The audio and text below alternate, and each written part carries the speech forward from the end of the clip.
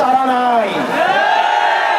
আওয়ামী লীগ বারবার বলে আমরা ফিরলে আমরা আপনাদেরকে নিয়ে পরবর্তী বাংলাদেশ গড়ব।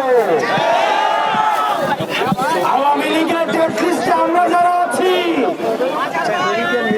আমরা স্পষ্ট ভাষায় বলতে চাই, আওয়ামী লীগের সাথে আপনাদের ব্যবসাবাদী ছিল, আপনাদের বিপ্লবী ছিল, আপনারা একই সাথে ব্যবসা পরিচালনা করতেন, আপনাদের আত্মীয়তার সম্পর্ক ছিল। আওয়ামী লীগের মন্ত্রী আপনার মেয়ের জামাই, কারু মেয়ের জামাই, কারু শালা। কিন্তু আওয়ামী লীগের সাথে আওয়ামী লীগের পুনর্বাসন আমাদের মৃত্যু পরোয়ানা নিয়ে আসে।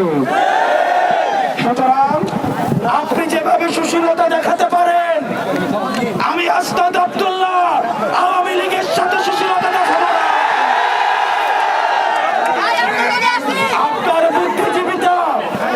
আপনার বুদ্ধিজীবিতা কোম্পানির কাছে বর্গা দেওয়া, আপনার বুদ্ধিজীবিতা বসুন্ধরার কাছে বর্গা দেওয়া, আমাদের জীবনের পরোয়ানা জনগণের কাছে বর্গা দেওয়া।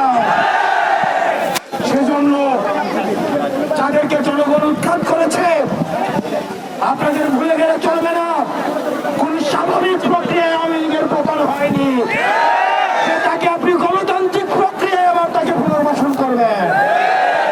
আওয়ামী লীগের পতন হয়েছে অভ্যুত্থানের মধ্য দিয়ে।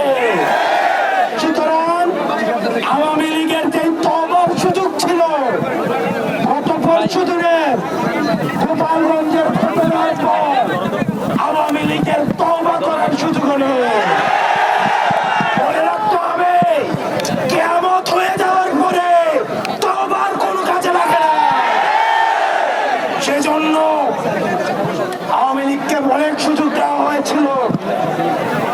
আওয়ামী লীগ এখনো পর্যন্ত গোপালগঞ্জের ঘটনা ছিল স্পষ্ট বার্তা।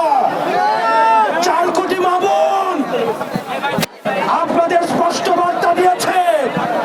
আওয়ামী লীগ যদি কোনোভাবে ফিরে, এই 4 কোটি মা-বোনের সন্তানদের পরিণতি কি হবে সেটি আপনারা গোপালগঞ্জে দেখেছেন।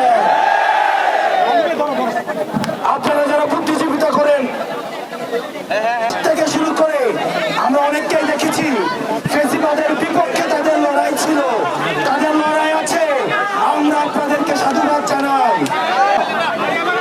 আমরা দেখেছি হাসিনার সময় যারা পয়সার জন্য নিজের মগজ বিক্রি করে দিয়েছিল, যারা টিভি চ্যানেলের জন্য যারা নিজের কলম বিক্রি করে দিয়েছিল, যারা জিহ্বা দিয়ে টক শুতে এই মৃত্যু পরোয়ানার বৈধতা উৎপাদন করেছে, তারা হচ্ছে এই বিকৃত, তারা হচ্ছে আমাদের বুদ্ধিপাপী এবং জ্ঞানপাপী।